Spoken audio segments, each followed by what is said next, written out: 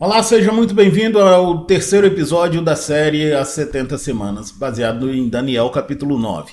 Nós começamos vendo aqui sobre o contexto do livro de Daniel. O livro de Daniel é dividido em duas grandes porções.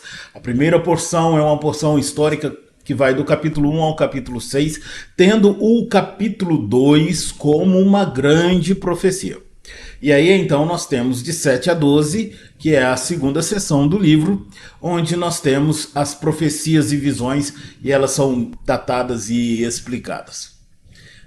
Vimos em nosso último episódio a questão dos 70 anos, e aí nós começamos olhando para o capítulo 9, porque Daniel começa o capítulo 9 apresentando para a gente um 70, que são os 70 anos de cativeiro da Babilônia. E aí o capítulo 9 começa dizendo que no primeiro ano de Dario, filho de Assuero, Daniel entende pelos livros que o número de anos que deveriam durar as assolações de Israel eram de 70 anos. E aí, esses 70 são 70 literais, fechadinhos, um número fechadinho. E aí nós vimos em nossa última aula que não. Porque o cativeiro da Babilônia vai do ano 605 a 539. Então, nós temos aí um período que não dá 70 anos de cativeiro da Babilônia. Então, por que o Daniel apresenta a questão aí pra gente dos 70? O 70 é muito simbólico, muito importante da gente ver. Esses primeiros 70 aqui representam o tempo de vida de um rei, como está lá em Isaías 23, 15, quando diz que Tiro será deixada a assolação por 70 anos, que é o período de vida de um rei. Mas 70 também significa o período de vida de uma pessoa. O Salmo 90, versículo 10, vai dizer que os dias da nossa vida sobem a 70 anos, ou em havendo vigor a 80, neste caso o maior deles são canseira e enfado. Então, 70 anos é o período de vida de um rei ou de uma pessoa. Esse é a primeira questão que nós precisamos relembrar aqui. A segunda é que 70 anos era o período em que a terra deveria descansar, considerando os 490 anos de reinado em que a terra não pôde descansar, em que a lei do sétimo dia, ano, ou sétima semana de anos, em que a terra deveria descansar, porque durante 6 anos eles deveriam plantar e colher, e no 7º ano a terra deveria descansar, não deveria ser plantado nada poderia, nenhuma planta poderia ser podada, e eles deveriam comer daquilo que a terra desse. E Deus diz que no 6º ano ele faria com que eles tivessem tal prosperidade que eles poderiam viver então mais 2 ou 3 anos com aquilo que foi colhido no 6º ano. Então, eles deveriam confiar na provisão de Deus. O povo não permite que a terra descanse. Então, quando a gente olha para o capítulo 9 de Daniel, principalmente quando Daniel vai dizer no versículo 2 que ele entendeu pelos livros, a gente precisa olhar não só o livro do profeta Jeremias, mas nós precisamos olhar os Salmos, precisamos olhar Isaías, precisamos olhar Levítico, precisamos olhar Deuteronômio, porque o Daniel está olhando para todo este complexo e entendendo o tempo do cativeiro. Então, só para a gente lembrar aqui, os 70 anos era o tempo de vida de um rei e o tempo de vida, o tempo em que a terra deveria descansar. Mas há uma íntima ligação entre rei e reino. A terra deveria descansar, e aí a punição seria 1 ano a cada ano negligenciado, e aí então multiplicando esse período, então nós teríamos 70 anos de cativeiro. Mas também era o tempo de vida de um rei. Ou seja, no período de vida de Nabucodonosor, os judeus deveriam estar no exílio, no cativeiro da Babilônia. Aí então, o Daniel vai entender algumas questões muito importantes aqui. Ele vai entender que o cativeiro vai durar mais do que o tempo de vida de Nabucodonosor, mas ele não vai durar mais do que o reino da Babilônia. Por isso, entre o ano 539 e 538, e aí a data é muito importante para a gente, no primeiro ano de Dário, o Daniel vai fazer uma oração. Tá, mas a oração de Daniel era porque faltavam 3 anos e ele está dizendo para Deus, não, Deus, tá bom aqui, já chega. Não, não é por isso. Então por que o Daniel está orando? E por que esse tipo de oração de Daniel? Porque Daniel poderia fazer uma oração de gratidão. Deus, muito obrigado, porque o Senhor nos sustentou durante estes 67 anos. E agora, com o fim do Império Babilônico, isso significa que nós estamos livres e podemos retornar para a nossa terra. Mas não é essa a oração que o Daniel faz. A oração que o Daniel faz é uma oração de confissão a Deus. E é sobre isso que nós vamos começar tratando aqui, porque é importante a gente entender a oração de Daniel para a gente entender as 70 semanas.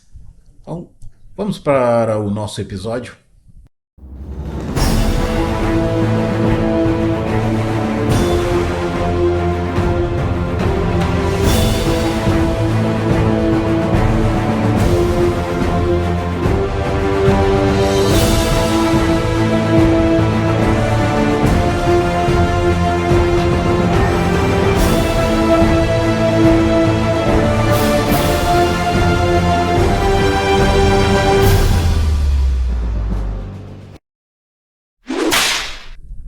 As 70 semanas são importantíssimas no contexto aí, tanto escatológico quanto a questão que nós devemos olhar para as Escrituras e até mesmo para a vinda de Jesus. Porque 70 semanas estavam determinadas sobre o povo de Deus e é um avanço pela história. Mas vamos relembrar algumas coisas aqui, de forma mais específica. O texto lá de Jeremias, e eu quero que você guarde esse texto aí no seu coração. Jeremias capítulo 29, de 10 a 14, que diz assim: Assim diz o Senhor. Logo que se cumprirem para a Babilônia 70 anos, atentarei para vocês e cumprirei a promessa que fiz a vocês, trazendo-os de volta a este lugar. Eu é que sei que pensamentos tenho a respeito de vocês, diz o Senhor. São pensamentos de paz, não de mal, para dar-lhes o futuro e uma esperança. Então vocês me invocarão, se aproximarão de mim em oração e eu os ouvirei. Vocês me buscarão e me acharão quando me buscarem de todo o coração. Serei achado por vocês, diz o Senhor, e farei com que mude a sorte de vocês. Eu os congregarei de todas as nações e de todos os lugares para onde os dispersei, diz o Senhor, e trarei vocês de volta ao lugar de onde os mandei para o exílio. E olha que interessante nós temos aqui, porque Deus vai prometer mandar o povo de volta, e ele diz assim: eu vou trazer vocês dos lugares para onde mandei vocês para este exílio.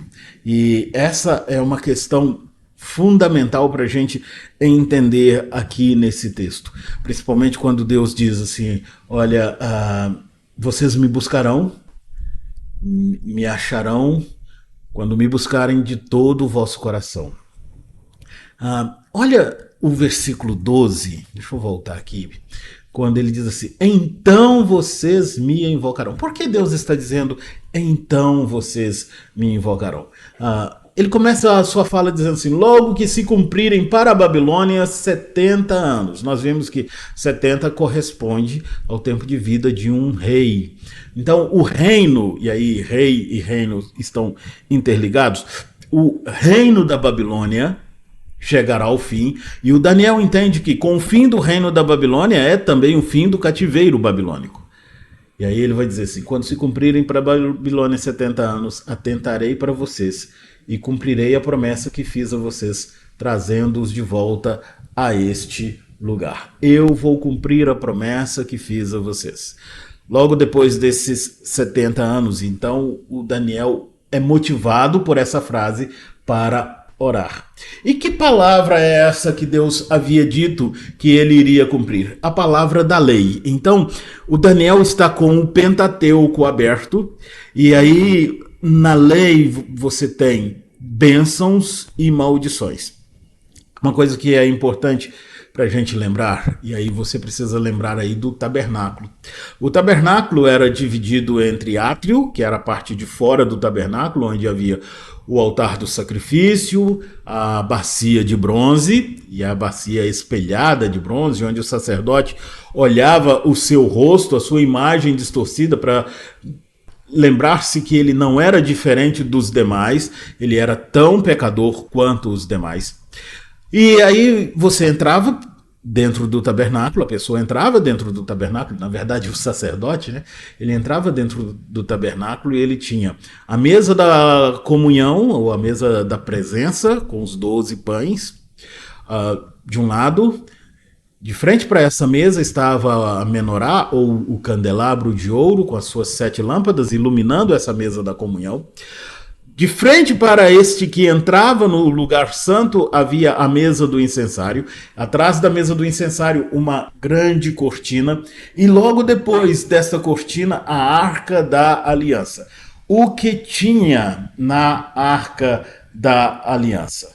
O que era visto ali na Arca da Aliança? Na Arca da Aliança havia o maná, havia a vara de Arão que floresceu e as 2 tábuas da lei. Por que as tábuas da lei estavam ali dentro da Arca da Aliança? Era um costume na época, quando 2 povos faziam aliança, então eles colocavam dentro dos seus templos o tratado de paz, com as bênçãos e maldições decorrentes da obediência a esse tratado de paz. Como Israel e Deus compartilhavam de uma mesma casa, de um lugar de adoração, Deus era adorado por Israel no tabernáculo e Israel adorava a Deus no tabernáculo. Então, eles compartilhavam a mesma casa de adoração. Sendo assim, a tábua da aliança ficava dentro da Arca da Aliança. Por isso o nome Arca da Aliança. E agora, olha só que interessante que nós temos aqui. Porque Deus vai virar para o povo e vai dizer: olha, vocês vão ser achados por mim quando vocês me buscarem de todo o coração. E aí eu vou cumprir a palavra da lei. E logo depois ele vai dizer assim: eu sei que pensamentos tenho a respeito de vocês. Eu é que sei que pensamentos eu tenho a respeito de vocês. E esses pensamentos são pensamentos de paz e não de mal. É um pensamento para dar o fim que vocês almejam. Então, esse é o propósito do cativeiro da Babilônia. O propósito do cativeiro da Babilônia é cumprir o pensamento de Deus acerca do seu povo, que é o pensamento de aliança, que está envolvido com a aliança. O Daniel tem essa ideia agora de que tudo que está acontecendo tem a ver com a aliança, está intimamente ligado à questão aí da aliança. O propósito do cativeiro está ligado à aliança. Por quê? O povo está afastado de Deus. Aí olha o versículo 12.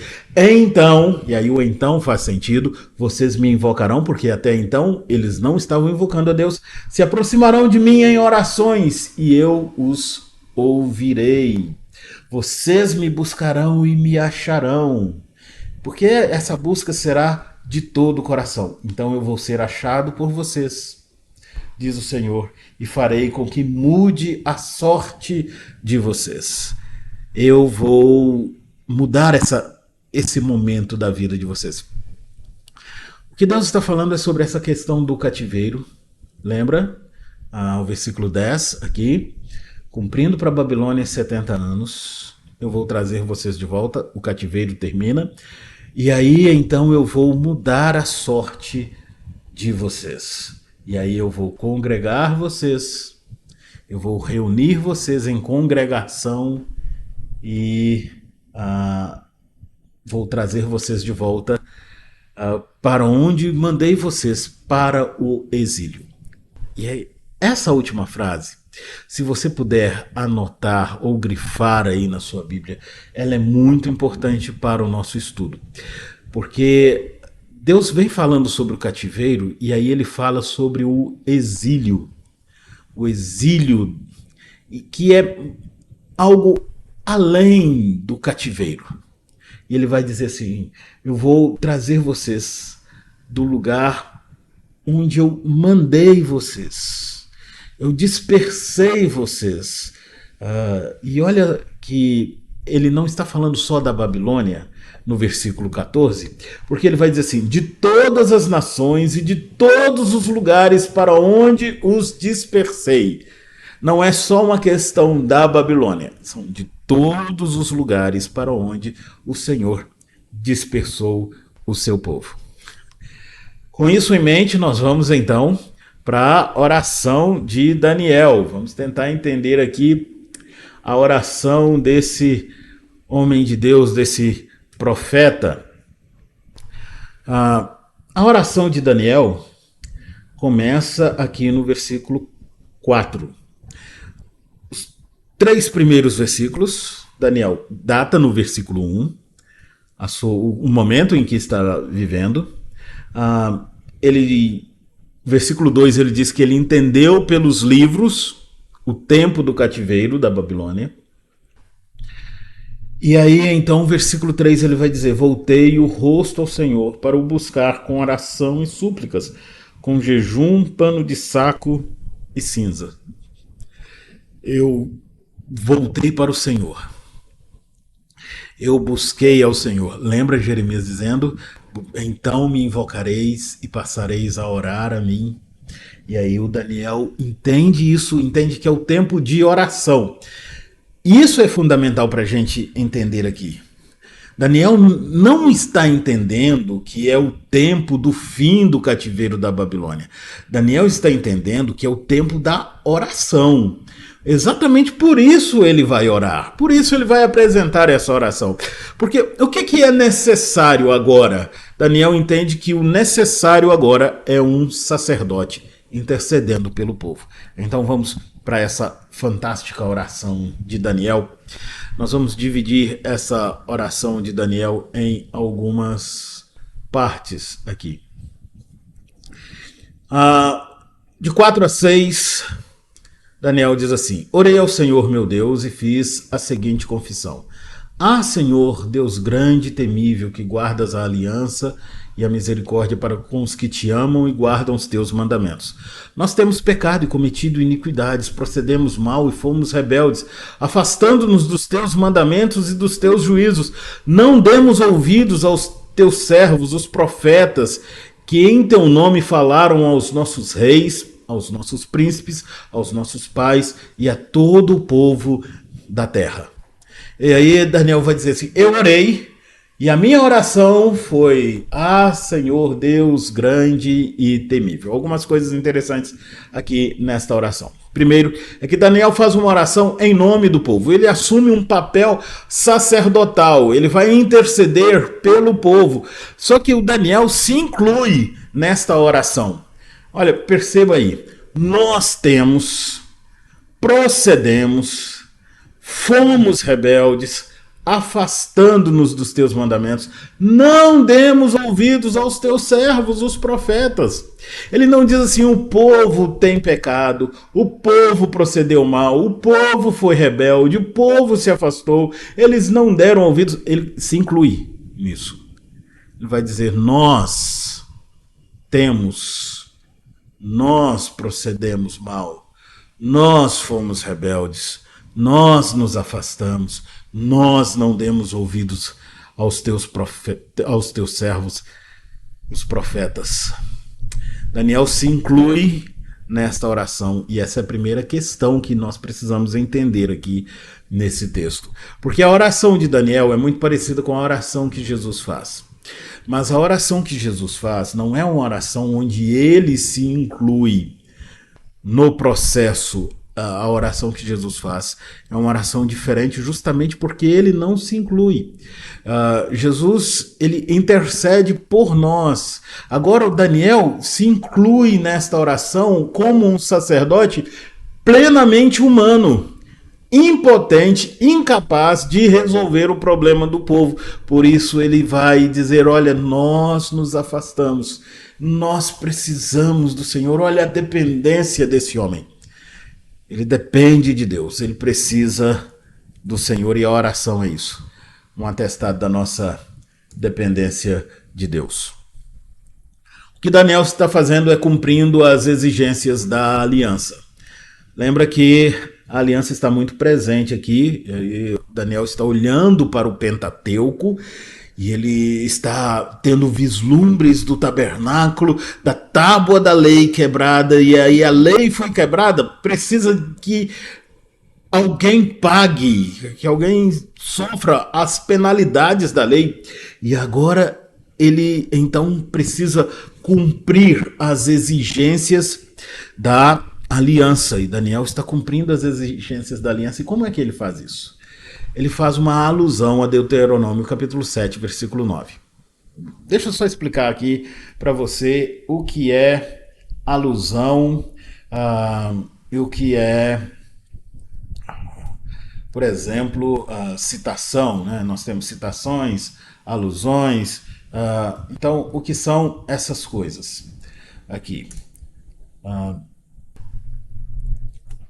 Bom, nós temos alusão, ou citação, é quando o autor pega um texto antigo e ele cita literalmente esse texto antigo. Alusão é diferente disso, é quando o autor pega um texto antigo e ele apresenta porções, são frases ou palavras desse texto, e o resto ele preenche com a sua própria fala, mas que não foge ao sentido daquele texto original. Então ele pegou o texto, ele usa o sentido daquele texto, mais algumas palavras daquele texto, e isso nós chamamos de alusão. Daniel está fazendo uma alusão aqui a Deuteronômio capítulo 7, o versículo 9 de Deuteronômio 7. E Deuteronômio 7, 9 diz assim: portanto saibam que o Senhor, seu Deus, é Deus. Ele é o Deus fiel, que guarda a aliança e a misericórdia. Olha a oração de Daniel. Ah, Senhor Deus grande e temível. Deus é Deus, diz Moisés lá em Deuteronômio. E Daniel vai dizer: Deus grande e temível. Lá em Deuteronômio, Moisés diz que guarda a aliança e a misericórdia até 1000 gerações aos que o amam e cumprem os seus mandamentos. E aí Daniel vai em sua oração dizer assim: é Deus que guarda a aliança e a misericórdia com os que te amam e guardam os teus mandamentos, ou cumprem os seus mandamentos. Daniel faz uma alusão clara a Deuteronômio. E por que Daniel faz esta alusão tão clara assim a Deuteronômio? Daniel está fazendo esta alusão porque o Daniel sabe que o que está acontecendo são as maldições do pacto. O povo está sofrendo as consequências do não cumprimento do pacto.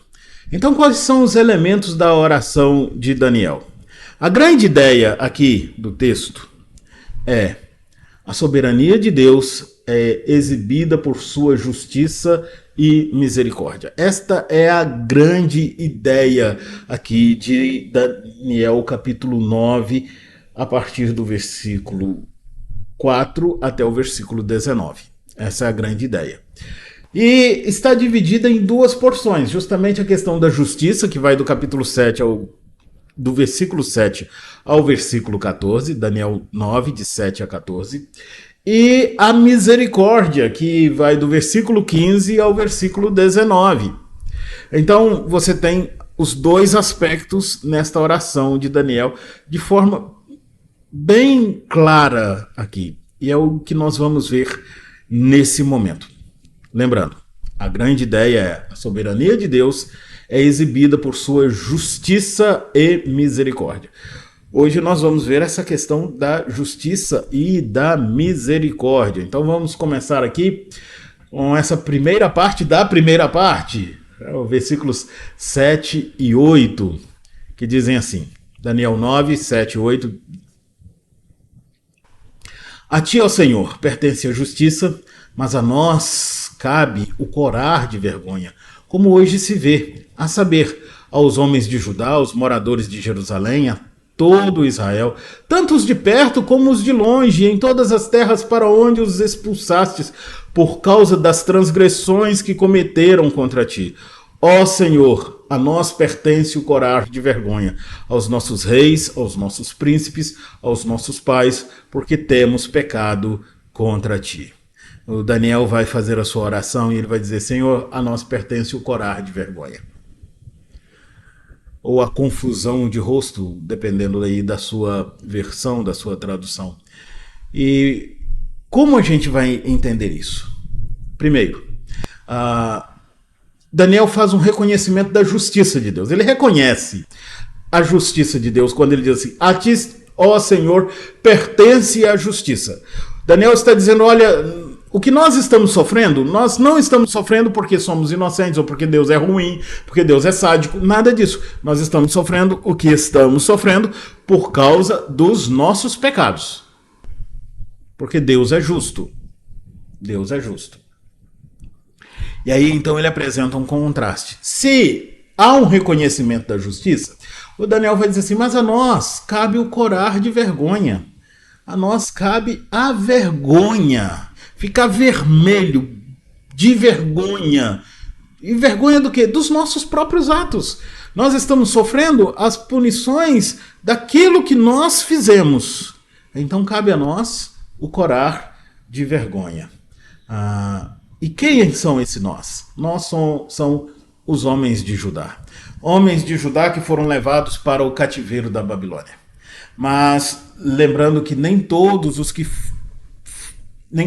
foram levados para o cativeiro da Babilônia.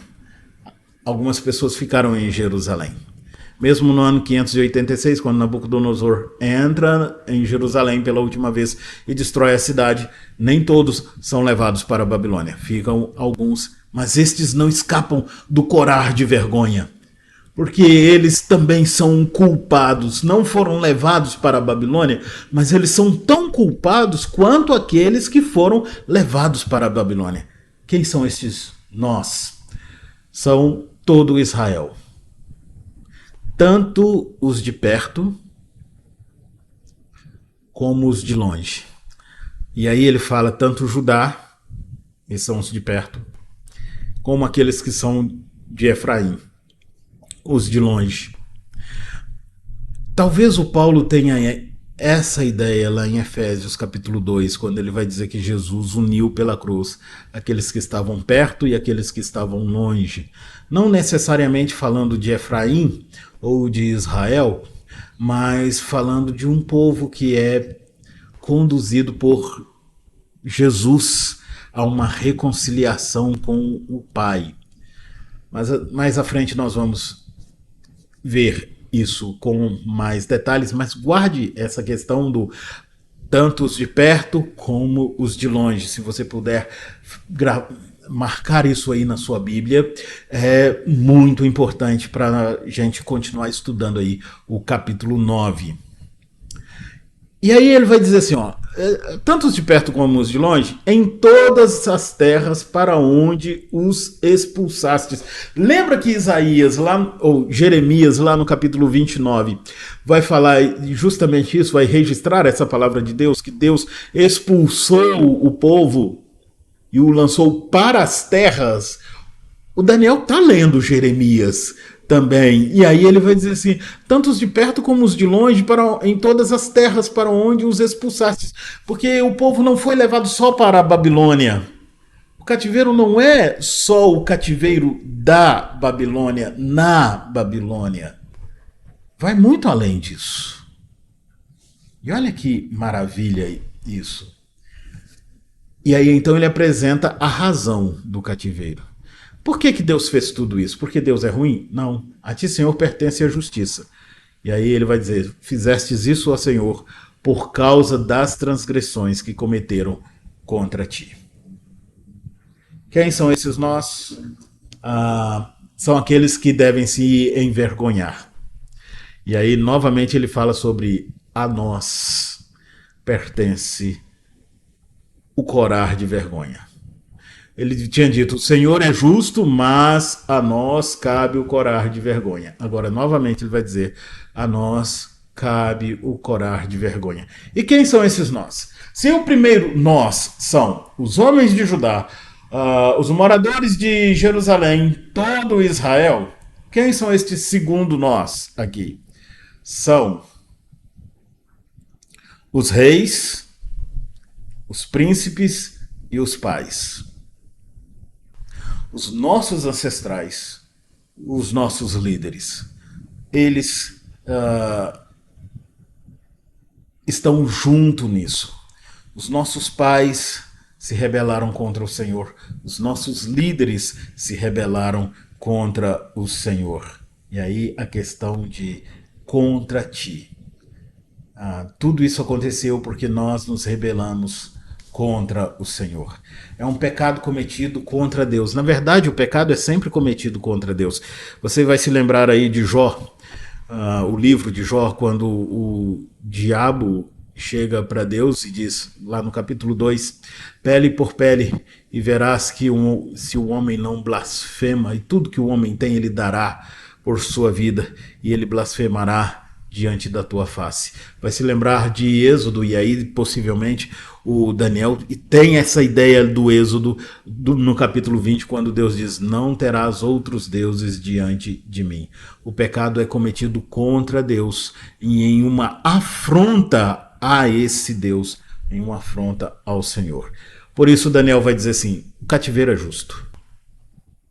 Nós estamos sofrendo, e isso está acontecendo com justiça. Sofremos porque os nossos atos merecem isso. Vamos então à segunda parte desta oração aqui de Daniel. Versículos 9 a 14, a segunda parte da primeira parte. Lembrando aqui que é a questão da justiça de Deus. Versículo 9 a 14 diz assim, ao Senhor nosso Deus pertence a misericórdia e o perdão, pois nos rebelamos contra ele e não obedecemos à voz do Senhor nosso Deus, para andarmos nas suas leis, que nos deu por meio dos seus servos, os profetas. Sim, todo Israel transgrediu a tua lei e se desviou, deixando de ouvir a tua voz. Por isso, as maldições que estão escritas na lei de Moisés, servo de Deus, e que foram confirmadas com juramento, se derramaram sobre nós, porque pecamos contra ti. Ele confirmou a sua palavra que falou contra nós e contra os nossos juízes que nos julgavam e fez vir sobre nós um grande mal. Nunca antes, debaixo do céu, havia acontecido algo como o que aconteceu com Jerusalém, como está escrito na lei de Moisés. Todo este mal nos sobreveio, mas mesmo assim não temos implorado o favor do Senhor, nosso Deus, para nos convertermos das nossas iniquidades e nos aplicarmos à tua verdade. O Senhor tinha preparado esse mal e o fez cair sobre nós, pois o Senhor, nosso Deus, é justo em tudo o que faz, e nós não obedecemos à sua voz. Algumas coisas interessantes aqui nesse texto, porque primeiro, nessa parte, a partir do versículo 9, o Daniel vai se lembrar da aliança. E ele evoca justamente a misericórdia de Deus. Ele vem falando sobre essa questão da aliança, e aí então ele diz assim: olha, tudo que aconteceu é justo. Tudo que aconteceu é justo. Nós pecamos contra ti. Aí então ele vai dizer: mas Senhor, ao Senhor pertence a misericórdia e o perdão. O Senhor precisa olhar com misericórdia para a gente e perdoar os nossos pecados. E por que Deus precisa fazer isso? Porque nós nos rebelamos contra Ele. Mais uma vez, o Daniel se incluindo aí, né, numa oração sacerdotal. Não obedecemos à voz do Senhor. E aí a gente se rebelou, não obedeceu. O que a gente quebrou? Quebramos as suas leis. Quebramos a lei do Senhor. Por isso a maldição veio. Há sempre uma punição para a quebra da lei. E aí então ele vai se lembrar que eles desobedeceram a lei que Deus havia dado aos seus servos profetas. E quais eram esses profetas que Deus deu a lei? Moisés e Jeremias, que são os livros que o Daniel está diante dos seus olhos. Lembra? Versículo 2, Daniel vai dizer: eu entendi pelos livros que o número de anos que deveriam durar as assolações de Israel eram de 70 anos. Quais os livros que o Daniel está lendo? O Pentateuco. Ele está lendo os Salmos, mas ele está lendo principalmente o Pentateuco e o livro do profeta Jeremias. E são os que ele cita aqui, né? Ele vai dizer que ele entendeu pelos livros que o número do tempo que o Senhor falou que deveriam durar as assolações ao profeta Jeremias, e agora ele cita aqui o Moisés, servo de Deus, para quem Deus deu a lei. E aí nós temos aqui: Israel transgrediu a tua lei. As maldições que estão escritas na lei foram confirmadas com juramento e derramaram sobre nós. Porque eles descumpriram a lei, então a maldição veio, porque o Senhor vai cumprir a sua palavra. E isto é fidelidade. E Deus é soberano, agindo com justiça. Por isso Daniel sempre vai dizer: Senhor, o Senhor está certo. O Senhor está nos punindo e o Senhor está certo. Nós merecemos o castigo. E aí há novamente um reconhecimento. Final do versículo 11. Porque pecamos contra ti. Nós pecamos. Ele está sempre reconhecendo essa questão da justiça de Deus e do pecado do povo. E aí ele vai dizer: ele confirmou a sua palavra. Mas que palavra é essa? A palavra da lei. A palavra que ele falou contra nós. E aí o Daniel está com o Pentateuco aberto e ele está lendo lá Levítico. Do capítulo 25 ao capítulo 27 fala sobre essa questão da aliança. No capítulo 24 de Levítico há o pacto. Do capítulo 25 ao capítulo 27 nós temos as questões da aliança, e aí as bênçãos e maldições decorrentes da obediência, a bênção, e da desobediência, a maldição.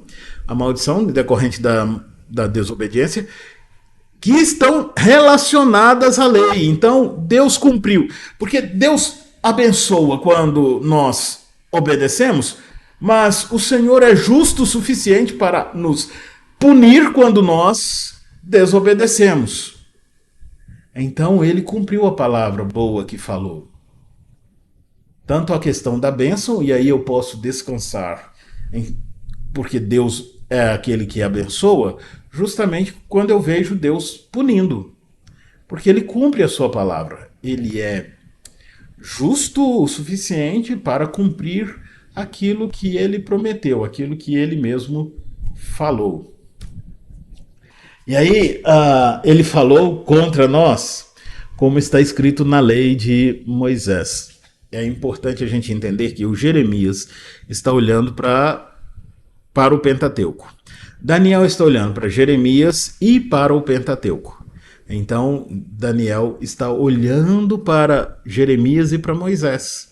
E ele vai dizer assim: o Senhor cumpriu aquilo que o Senhor mesmo prometeu fazer conosco, considerando que nós pecamos contra o Senhor. Só que a intenção de Deus, e o Daniel entende que a intenção de Deus não é a destruição. Lembra do texto lá de Jeremias? Por isso que a gente leu no início do nosso episódio. Jeremias, quando Deus diz assim: eu é que sei que pensamento tenho a respeito de vocês. A intenção de Deus não é a destruição do seu povo. Eu sei que pensamento eu tenho a respeito de vocês. Então, qual é a intenção de Deus? A intenção de Deus é que esse povo se volte para ele. E aí o versículo 14, o Senhor tinha preparado esse mal e o fez cair sobre nós, pois o Senhor, nosso Deus, é justo em tudo o que faz, e nós não obedecemos a sua voz. O que Deus está fazendo é corrigir e não destruir o seu povo. E nesse momento, o Daniel vai entender algo preciosíssimo. E ele reconhece isso. Do que o Daniel está falando? O que ele está reconhecendo? Qual é o reconhecimento de Daniel? Ele vai reconhecer que o exílio não termina com a Babilônia. O cativeiro da Babilônia termina porque Ciro, e aí nesse mesmo ano, Ciro promulga um edito de libertação do povo. No ano seguinte, o povo vai sair da Babilônia e volta à primeira caravana liderada por Josué e Zorobabel. Josué é o sumo sacerdote, Zorobabel é o governador. Mas Daniel entende que esse não é o fim do exílio. Termina o cativeiro, mas não termina o exílio. Jeremias tinha falado isso. Jeremias falou que o Senhor iria fazer esse povo voltar de todas as terras por onde o Senhor o espalhou neste exílio. Mas o que é o exílio, então? Como a gente pode entender a questão aqui do exílio? A nossa aula demorou mais do que o esperado, e esse é um assunto assim belíssimo.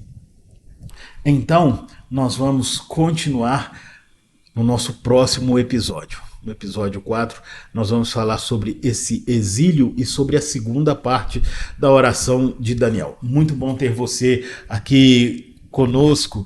Espero que você esteja desfrutando aí do livro de Daniel e dessa série que nós estamos fazendo. E eu te vejo em nosso próximo episódio. Que Jesus abençoe.